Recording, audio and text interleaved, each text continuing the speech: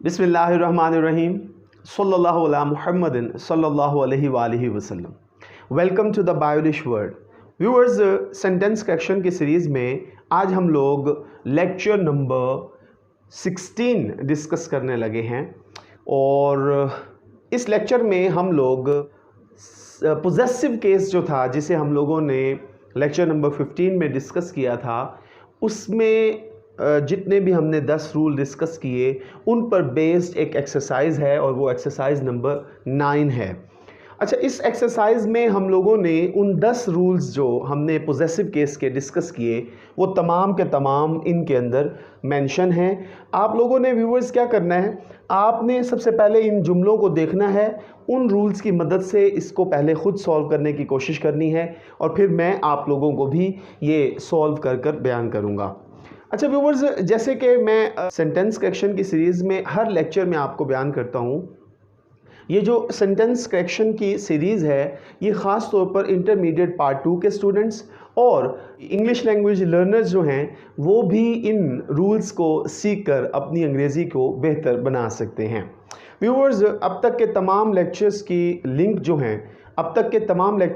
जो हैं वो मैं डिस्क्रिप्शन में ऐड कर रहा हूँ। आप स्टार्ट से लेकर अब तक के तमाम लेक्चर्स को देखकर अपने सेंटेंस करेक्शन को बेहतर बना सकते हैं। तो व्यूअर्स, आज की एक्सरसाइज की तरफ आते हैं।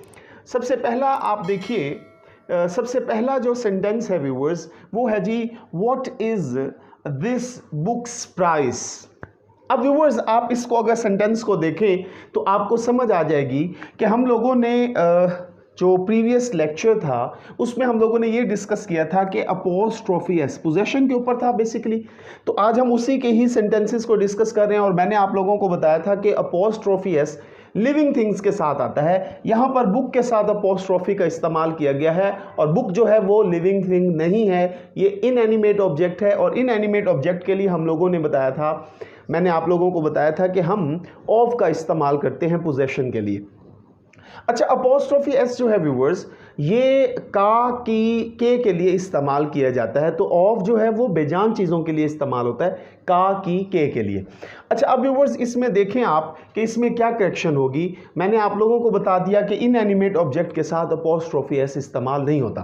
तो अब हम इसकी करेक्शन किस तरह करेंगे, ये था what is this books price, तो अब हम इसकी करेक्शन करेंगे what is the price of this book. जी, व्हाट इज यहां पर आएगा the price of this book question mark, तो ये तब्दीली हो जाएगी। तो करेक्ट सेंटेंस क्या होगा, what is the price of this book. ठीक है, इसमें हमने अपोस्ट्रोफी एस के बजाय ऑफ का इस्तेमाल कर लिया। अब व्यूअर्स नेक्स्ट सेंटेंस देखिए, the tables legs are weak and broken. Tables legs, अब व्यूअर्स इसको आप किस तरह करेक्ट करेंगे, यहाँ पर भी देखें अपोस्ट्रोफी एस का इस्तेमाल किया गया है, यानी कि ये पोजेसिव केस जो है पोजेशन की करेक्शन है। लेकिन आप देखिए कि जो हमारा रूल नंबर 1 था उसमें भी इनएनिमेट ऑब्जेक्ट के साथ जब अपोस्ट्रोफी एस लगाई गई तो हमने इस सेंटेंस को इनकरेक्ट समझा और इसको करेक्ट करने के लिए हमने क्या किया, What is the price of this book। यहाँ पर टेबल के साथ अपोस्ट्रोफी एस का इस्तेमाल किया गया है, तो टेबल जो है वो नॉन लिविंग थिंग है, इनएनिमेट ऑब्जेक्ट है। तो हम यहाँ पर भी क्या करेंगे, अपोस्ट्रोफी एस के बजाय ऑफ का इस्तेमाल करेंगे। तो वो कैसे होगा, हम करेंगे जी the legs of the table, जी the legs of the table, the legs of the table. अब टेबल्स लेग्स के बजाय हम क्या करेंगे, the legs of the table are weak and broken. ठीक हो गया। अब व्यूअर्स थर्ड सेंटेंस पर आते हैं और थर्ड सेंटेंस है जी, he stole my brothers Aslam's watch. अब ये देखें यहाँ पर 2 पोजेशंस आई हुई हैं। हम लोगों ने रूल में डिस्कस किया था कि डबल पोजेशन का इस्तेमाल नहीं किया जाता एक सेंटेंस में, और ख़ास तौर पर डबल पोजेशन कौन सी, अपोस्ट्रोफी एस, यानी कि एक जुमले में 2 मरतबा अपोस्ट्रोफी एस का इस्तेमाल नहीं किया जा सकता। उसके लिए हम क्या करते हैं, ये देखें, he stole my brother's Aslam's watch, तो इसको हम दुरुस्त कैसे करेंगे, he stole the watch of my brother Aslam। जी, he stole the watch of my brother Aslam. Okay, अब नेक्स्ट देखिए, this is my sister's the doctor's house. जी, this is my sister's the doctor's house. अब इसमें क्या correction है ये देखें, अपोस्ट्रोफी एस एक ही जुमले में 2 मरतबा इस्तेमाल हुआ है। अब हम इसे करेक्ट कैसे करेंगे? This is the house of my sisters doctor. This is the house of my sisters doctor. तो ये जुमला हमारा ठीक हो जाएगा। ठीक है, this is my sister's the doctor's house के बजाय आप इसे करेक्ट कैसे करेंगे? This is the house of my sisters doctor. ठीक हो गया viewers. Next rule number sentence number 5 को देखिए, योर्स सिंसियरली। व्यूअर्स हमने इसमें डिस्कस किया था कि ये क्या है जी, पोजेसिव प्रोनाउन है। पोजेसिव प्रोनाउन में अपोस्ट्रोफी एस का इस्तेमाल गलत है। हम इसको क्या करेंगे?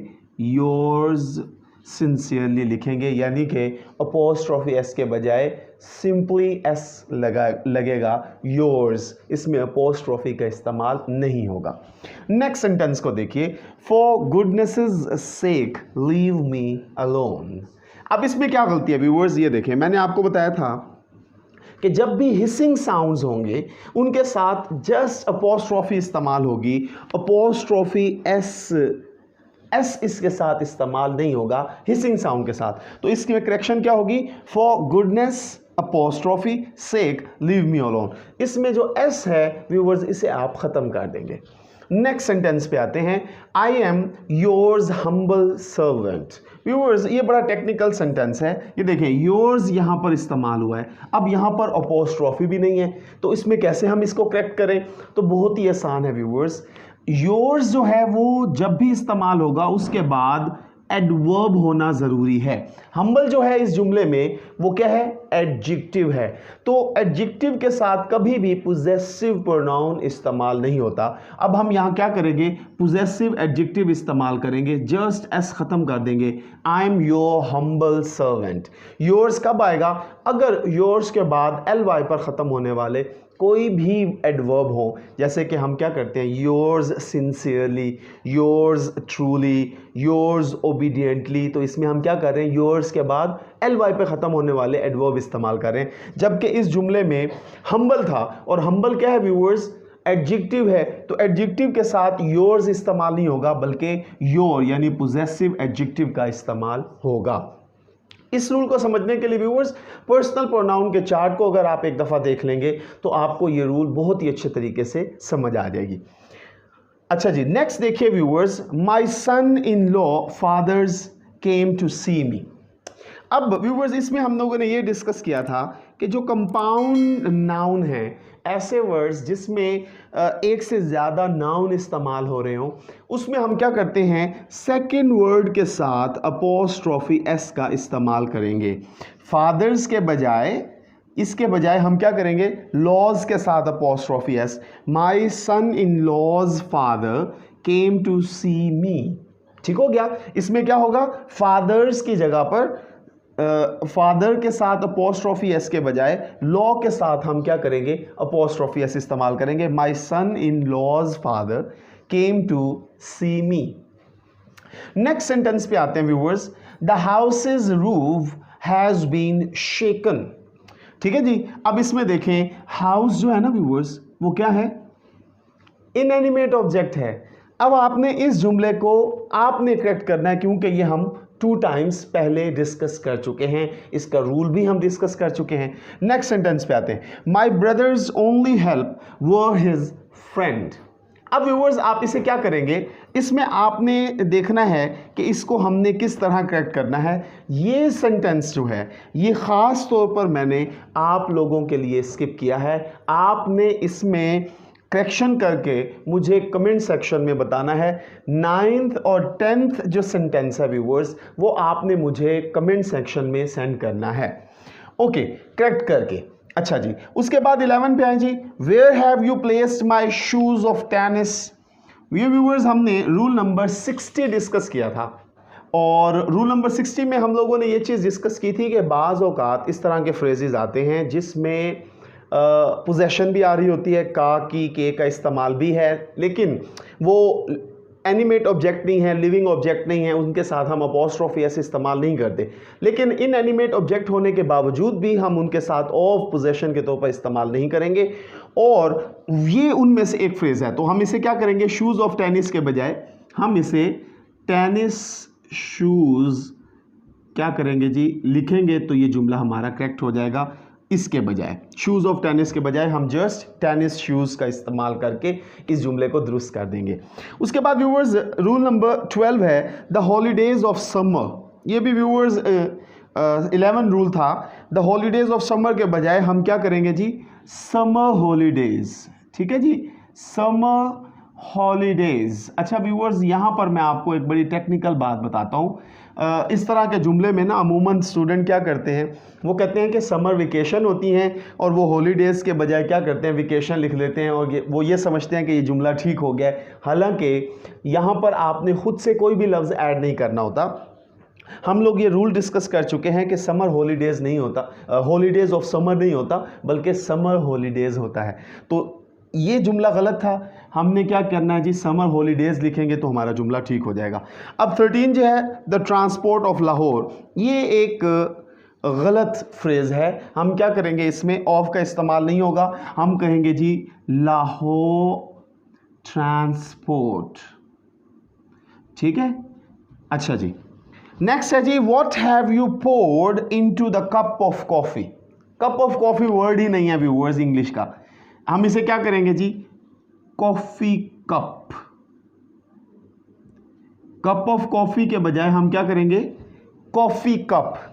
जी, आज के व्यूअर्स लेक्चर का, आज की एक्सरसाइज का लास्ट सेंटेंस है जी the houses windows have been painted red. अब ये देखें, हाउसेज ये चूंकि प्लूरल नाउन था, उसके साथ अपॉस्ट्रोफी का इस्तेमाल किया गया है, एस नहीं आता। तो व्यूअर्स उस एतबार से स्टूडेंट ये समझता है कि ये तो जुमला बिल्कुल ठीक है। लेकिन व्यूअर्स यहाँ पर एक बात जो है वो काबिल गौर है कि हाउसेज ये एक इनएनिमेट ऑब्जेक्ट है, और इनएनिमेट ऑब्जेक्ट के साथ कभी भी अपॉस्ट्रोफी एस इस्तेमाल नहीं होता। हम क्या करेंगे, हम इसकी जगह पर लिखेंगे द विंडोज़ जी, द विंडोज ऑफ हाउसेज। जी, the windows of houses have been painted red.